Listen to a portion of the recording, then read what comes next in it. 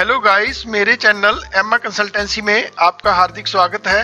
अगर आपने अब तक मेरा चैनल सब्सक्राइब नहीं किया तो कृपया सब्सक्राइब के इस रेड बटन को प्रेस करें एवं बेल आइकॉन की इस घंटी के निशान को भी प्रेस करें ताकि आपको मेरी हर वीडियो की नोटिफिकेशन मिलती रहे और आप मेरी हर वीडियो सबसे पहले देख सकें।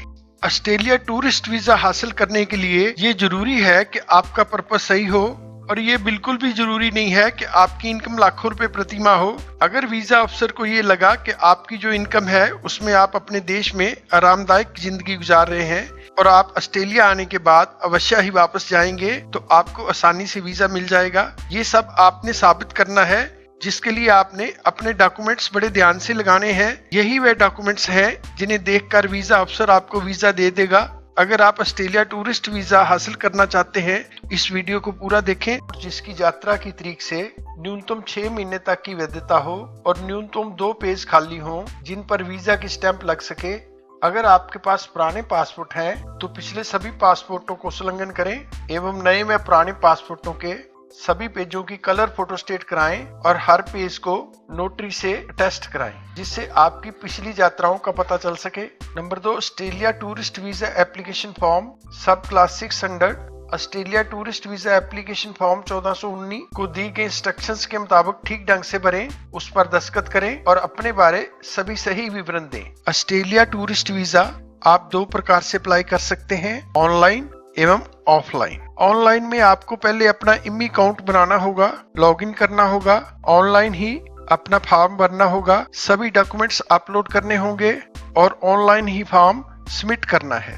अगर आपको कंप्यूटर की अच्छी नॉलेज है तो आप ऑनलाइन एप्लीकेशन फॉर्म भरें, अन्यथा ऑफलाइन भरें। फॉर्म ऑफलाइन भरने के लिए इस वेबसाइट पर जाएं। ये ऑस्ट्रेलिया हाई कमीशन की वेबसाइट है। यहाँ आपने वीजा एप्लीकेशन फॉर्म भरना है और फॉर्म भरने के बाद आप उसका प्रिंट लें एवं साइन करें, अथवा आप फॉर्म डाउनलोड करके उसे हाथ से भरें एवं सिग्नेचर करें। उसके साथ अपने सारे डॉक्यूमेंट्स लगाएं, अपनी फाइल तैयार करें, अपॉइंटमेंट लें और खुद जाकर अपनी फाइल सबमिट करें, जहां आपकी ओर से आपका कोई रिप्रेजेंटेटिव आपकी फाइल सबमिट करे। अगर आपकी उम्र 18 साल से कम है तो आपके एप्लीकेशन फॉर्म पर आपके माता पिता को सिग्नेचर करने होंगे। Number 3, photo. जब आप बायोमेट्रिक के लिए जाएंगे तो आपकी फोटो VFS वाले वही खींच लेंगे, लेकिन फिर भी आप अपने साथ 2 अभी की खिंचाई हुई 35 mm by 45 mm size photograph, जिसमें सिर और कंधों को दिखना चाहिए, जो मैट फिनिश हो, जो मैट पेपर पर होती है, जिसमें 80% तक फेस कवर किया गया हो, इसका सफेद बैकग्राउंड हो एवं कोई बॉर्डर ना हो। प्रत्येक फोटो के पीछे आवेदक का नाम लिखा होना चाहिए। स्कैन किए गए, स्टेपल किए गए और पिछले किसी भी वीजा में उपयोग किए गए फोटो इस्तेमाल ना करें। ध्यान रखें कि आपके बाल फोटो में चेहरे पर ना आए, आपके बालों की वजह से आपका चेहरा ढक ना रहा हो। खास करके महिलाओं के लिए अपने बालों को अच्छी तरह बांध लें ताकि आपके कान नजर आए। Number 4, pan card. Permanent account number जो आयकर विभाग द्वारा जारी किया जाता है, ये आइडेंटिटी प्रूफ के रूप में भी कार्य करता है। आवेदक के पैन कार्ड की एक कॉपी लगाएं। नंबर 5, आधार कार्ड, जो भारत के हर नागरिक को जारी किया जाता है। ये आपके आइडेंटिटी प्रूफ, एड्रेस प्रूफ एवं एज प्रूफ के रूप में भी कार्य करता है। आवेदक के आधार कार्ड की एक कॉपी लगाएं। Number 6, covering letter. एक कवरिंग लेटर सबसे महत्वपूर्ण डॉक्यूमेंट है। कवरिंग लेटर आपने the visa officer Australia high commission Delhi को लिखनी है। कवरिंग लेटर प्लेन पेपर पर लिखें और अगर आप सेल्फ एम्प्लॉयड हैं तो कंपनी के लेटर हेड पर लिखें। कवरिंग लेटर में आपने अपनी यात्रा के विवरण देना है, आपने अपने पासपोर्ट का विवरण देना है, आप क्यों ऑस्ट्रेलिया जाना चाहते हैं, आपका जाने का क्या उद्देश्य है, कितने समय के लिए जा रहे हैं, किन किन डेट्स में आप ऑस्ट्रेलिया की यात्रा करने की योजना बना रहे हैं, अपनी यात्रा के दौरान आप कहाँ रहेंगे और कहाँ कहाँ जाएंगे, आपकी यात्रा की लागत कितनी होगी, आपका वर्तमान घर का पता और आप कितने समय से वहाँ रह रहे हैं, आपके माता पिता के नाम और जन्म तिथि, पासपोर्ट नंबर देना है, 1 साल में आप कितना कमाते हैं, क्या आपका खुद का कारोबार है जहां आप नौकरी करते हैं, अगर आपके साथ आपका कोई फैमिली मेंबर जा रहा है तो आपके साथी का नाम, जन्म तिथि, पासपोर्ट नंबर और एक्सपायरी डेट एवं उसका आपके साथ क्या रिश्ता है। अगर आप अपनी यात्रा का खर्चा खुद नहीं कर रहे तो आपकी यात्रा के लिए भुगतान करने वाले व्यक्ति का नाम और पता।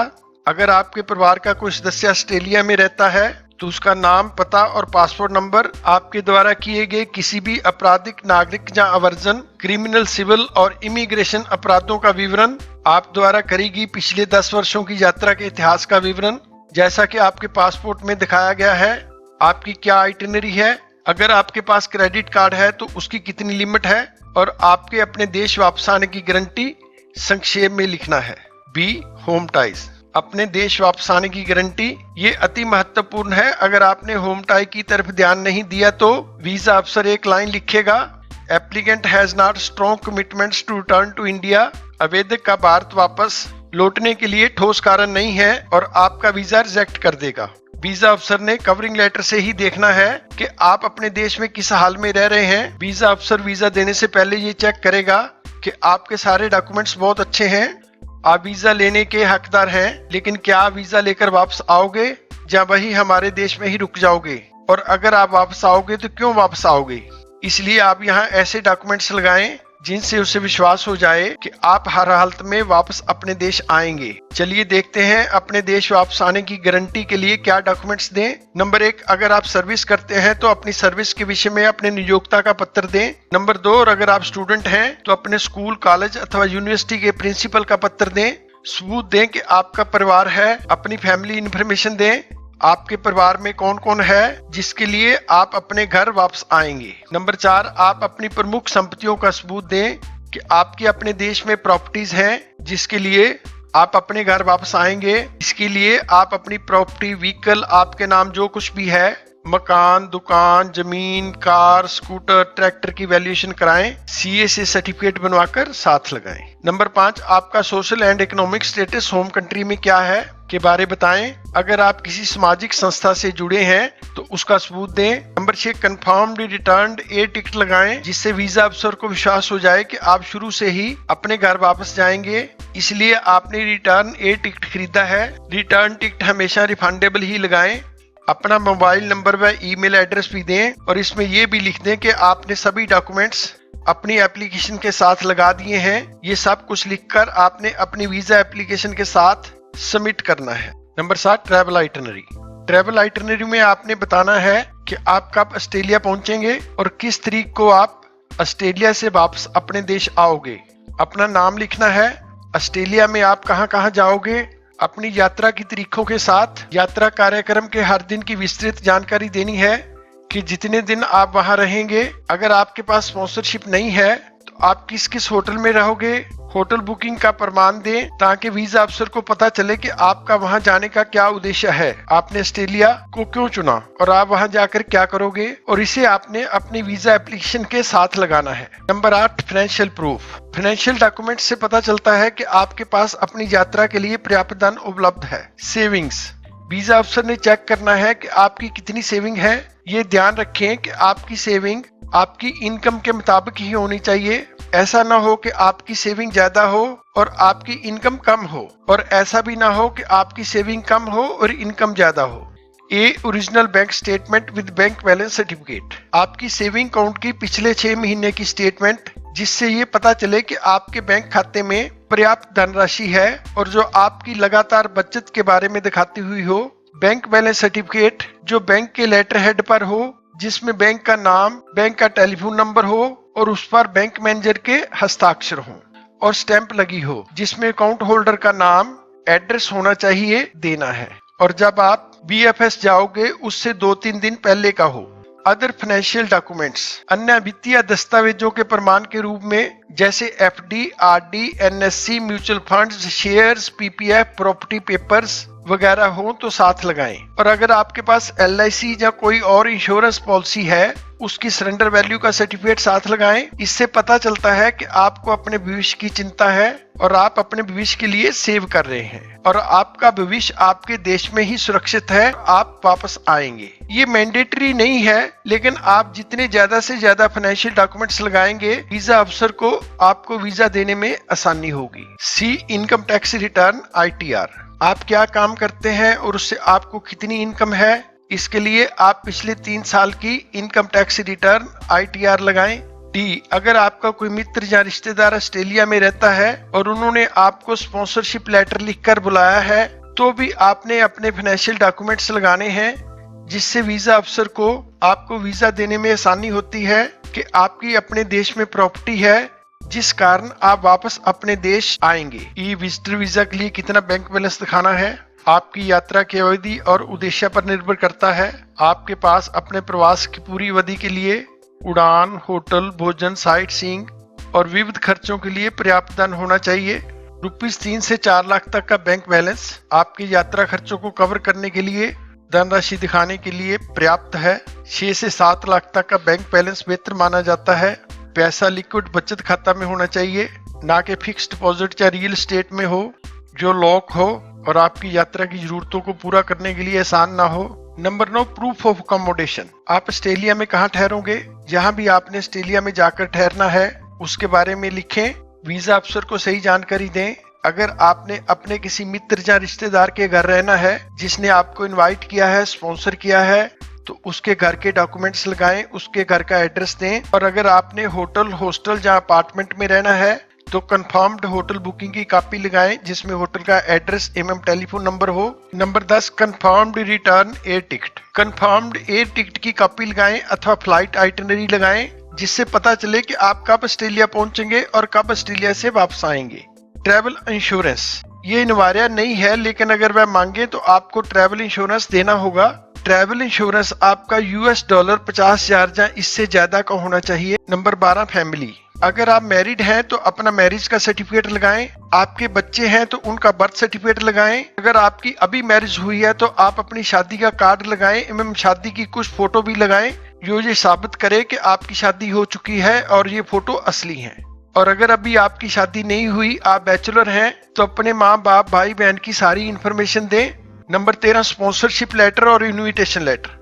अगर आपको किसी ने बुलाया है, स्पॉन्सर किया है, अथवा आप अपने मित्र या रिश्तेदार जो ऑस्ट्रेलिया में रहते हैं उन्हें मिलना चाहते हैं, तो जो आपको स्पॉन्सर कर रहे हैं उनके पूरे डॉक्यूमेंट्स लगाएं। जिन्होंने आपको बुलाया है उनका स्पॉन्सरशिप लेटर और इनविटेशन लेटर लगाएं जिसमें उन्होंने लिखा हो, इनके आने जाने का, रहने का, खाने पीने का मैं जिम्मेवार हूं एवं मैं जिम्मेदारी लेता हूं कि ये लोग जिनको मैं स्पॉन्सर कर रहा हूं अपने निर्धारित समय में ऑस्ट्रेलिया घूमकर वापस अपने देश चले जाएंगे। जो आपको स्पॉन्सर कर रहा है उनका सही विवरण दें। वह आपके ब्लड रिलेटिव हैं या मित्र या रिश्तेदार हैं। उनका पासपोर्ट नंबर, उनका वीजा स्टेटस, क्या कार्य करते हैं, उनके फाइनेंशियल डॉक्यूमेंट्स, उनके घर का एड्रेस, अगर रेंट पर रह रहे हैं तो रेंट एग्रीमेंट, और अगर उनका अपना है तो उसका सबूत लगाएं। उनकी टैक्स डिटेल जैसे हमारी ITR है, मोबाइल नंबर वगैरह, उनकी पूरी डिटेल लगाएं। Translation of any document that is not in English. अगर कोई डॉक्यूमेंट इंग्लिश के अलावा किसी दूसरी भाषा में है तो उसे इंग्लिश में ट्रांसलेट कराएं जिसमें ट्रांसलेटर का पूरा नाम, सिग्नेचर, उसकी कांटेक्ट डिटेल और किस तारीख को अनुवाद किया है लिखा हो। नोटरी से टेस्ट करवाएं एवं साथ लगाएं। Number 15, travel history. अगर आपकी कोई ट्रैवल हिस्ट्री है, ऑस्ट्रेलिया टूरिस्ट वीजा अप्लाई करने से पहले पिछले 10 साल में आप कौन कौन से देश में घूमने के लिए गए हैं, तो पासपोर्ट के उन पेजेस की कलर फोटो स्टेट कराएं और उन्हें नोटरी से टेस्ट करवाकर साथ लगाएं। Number 16, affidavit. अपनी सेल्फ डिक्लेरेशन का एक 100 रुपए के स्टैम्प पेपर पर एफिडेविट दें जिसमें आपने घोषणा करनी है कि मैं अपने निर्धारित समय में वापस आ जाऊंगा। मैं वहां किसी प्रकार की कोई नौकरी नहीं करूंगा। मेरा उद्देश्य केवल ऑस्ट्रेलिया घूमने का है। Number 17, medical. अब यहाँ देखेंगे कि ऑस्ट्रेलिया टूरिस्ट वीजा पर जाने के लिए किसे मेडिकल करवाना जरूरी है और किसे मेडिकल करवाने की जरूरत नहीं है। अगर आपने ऑस्ट्रेलिया में 6 महीने से ज्यादा रहना है तो आपको अपना मेडिकल करवाना होगा। अगर आपकी आयु 75 साल से ज्यादा है तो भी आपको अपना मेडिकल करवाना होगा। और अगर आप अपनी बहू या बेटी की डिलीवरी के लिए जा रहे हैं अथवा अपने पोता पोती, दोता दोती से मिलने जा रहे हैं तो भी आपको मेडिकल कराने की आवश्यकता है। Number 18, additional documents. अगर आप एक एम्प्लॉयड हैं, आपकी अपॉइंटमेंट लेटर जिससे ये पता चले कि आप किस पद पर कार्य कर रहे हैं और आप कब से जॉब कर रहे हैं। पिछले 6 महीने की सैलरी स्लिप साथ लगाएं। अपने बैंक अकाउंट की कॉपी लगाएं जिसमें आपकी सैलरी आती है और आपकी लीव सैंक्शन का सर्टिफिकेट जो आपकी कंपनी के लेटर हेड पर हो कि आप कब छुट्टी जाएंगे और कब छुट्टी से आकर अपनी नौकरी दोबारा ज्वाइन करेंगे। आप जिस कंपनी में काम करते हैं उसकी कांटेक्ट डिटेल लगाएं और अपना NOC नो ऑब्जेक्शन सर्टिफिकेट लगाएं। अगर आप किसी कंपनी में कार्य करते हैं तो कंपनी के लेटर हेड पर और अगर आप सरकारी मुलाजिम हैं तो उस पर जारीकर्ता के हस्ताक्षर स्टैंप के साथ हो जिस पर नंबर डेट लिखा हो, और अपने आईडी कार्ड की कॉपी साथ लगाएं। पिछले 3 साल की ITR व फॉर्म 16 लगाएं। प्रोविडेंट फंड कोई आपका कटता हो जैसे GPF, PPF वगैरह, उसकी कॉपी साथ लगाएं। और अगर आप बिजनेसमैन हैं, आपका खुद का कारोबार है, तो कंपनी का रजिस्ट्रेशन सर्टिफिकेट, व्यवसाय के स्वामी का नाम जिससे पता चल सके कि आपने कब बिजनेस शुरू करा था। और अगर आप ऑस्ट्रेलिया बिजनेस के लिए जा रहे हैं तो उससे संबंधित डॉक्यूमेंट्स लगाएं। अगर आप मालिक या पार्टनर हैं तो उसका सबूत लगाएं। कंपनी की ऑडिटेड बैलेंस शीट और पिछले 3 साल की ITR लगाएं। अपने सभी फाइनेंशियल डॉक्यूमेंट्स लगाएं। पिछले 6 महीने की करंट अकाउंट की कॉपी लगाएं। आपके ऑफिस के बिजली के बिल, इंटरनेट के बिल एवं टेलीफोन के बिल साथ लगाएं। अगर आपने अपना ऑफिस किराए पर लिया हुआ है तो किराएनामे की कॉपी लगाएं। और अगर आपका ऑफिस अपना है तो उसकी रजिस्ट्री लगाएं। अगर आप स्टूडेंट हैं तो आपके स्कूल या कॉलेज की प्रिंसिपल द्वारा सैंक्शन लीव का सर्टिफिकेट, आपके स्कूल कॉलेज द्वारा जारी की गई NOC नो ऑब्जेक्शन सर्टिफिकेट, आपके ID कार्ड की कॉपी एवं आपके पेरेंट्स द्वारा दिया गया NOC साथ लगाएं। अगर आप रिटायर्ड हैं तो पिछले 6 महीने की पेंशन स्टेटमेंट लगाएं। अपनी रिटायरमेंट का सबूत लगाएं। और अगर आपके पास कोई और इनकम है तो उसका सबूत लगाएं। और अगर आप फार्मर हैं तो फर्द अपनी जमीन की मलकीत की कॉपी साथ लगाएं। जे फार्म लगाएं। ध्यान रखें, अगर आपने कमीशन एजेंट से कैश पैसे लिए हैं तो वह सारे पैसे अपने सेविंग अकाउंट में जमा कराएं ताकि आपके जे फार्म की एंट्री और आपकी सेविंग पासबुक की एंट्री मिल सके। कोशिश करें कि आप कमीशन एजेंट से पेमेंट चेक द्वारा लें और वह चेक अपने सेविंग अकाउंट में जमा कराएं ताकि आपका सेविंग अकाउंट और जे फार्म की एंट्री मिल सके। और उस चेक की फोटो कॉपी भी अपने पास रखें। जमीन के लिए खरीदी गई खाद एवं दवाइयों के बिल लगाएं। तहसीलदार का सर्टिफिकेट अथवा आड़ती का सर्टिफिकेट साथ लगाएं। अगर आप खेत ठेके पर लेकर खेती करते हैं उसकी कॉपी साथ लगाएं। और अगर आपने अपनी जमीन ठेके पर दे रखी है तो एग्रीमेंट की कॉपी साथ लगाएं और अपनी प्रॉपर्टी की वैल्यूएशन भी साथ लगाएं। खेती के लिए गए tractor, combine, scooter, motorcycle, car वगैरह की RC, पानी की मोटर की कॉपी साथ लगाएं।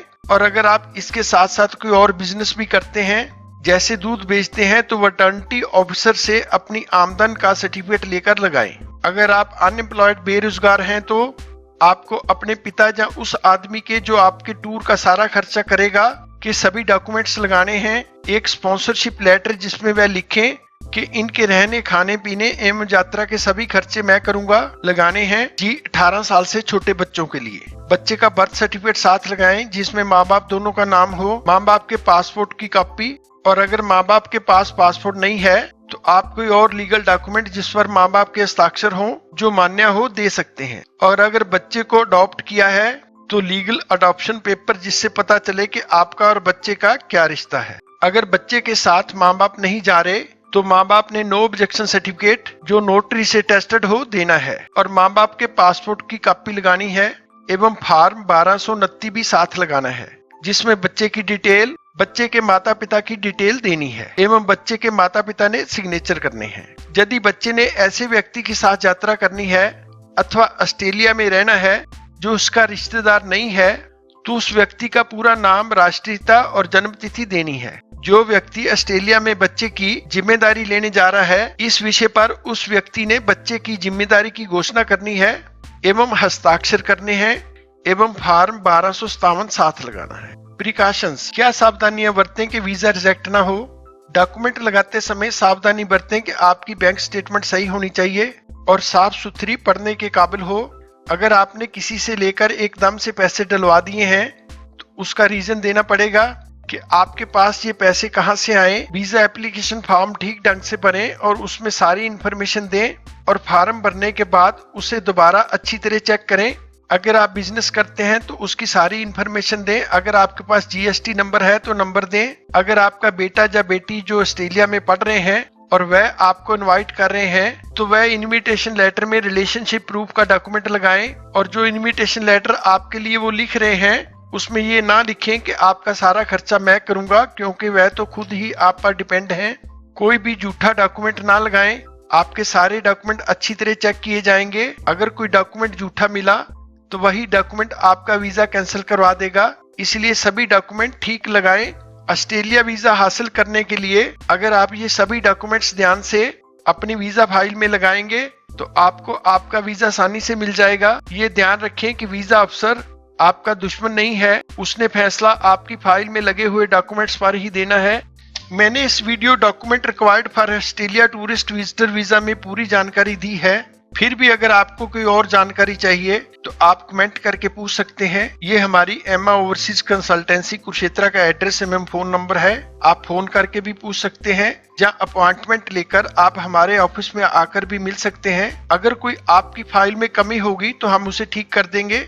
अगर ये वीडियो आपको पसंद आए तो कृपया सब्सक्राइब करें, लाइक करें, शेयर करें एवं बेल आइकन को भी प्रेस करें ताकि आपको मेरी हर वीडियो की नोटिफिकेशन मिलती रहे। और आपका बहुत बहुत शुक्रिया इस वीडियो को देखने के लिए। मिलते हैं अगले वीडियो।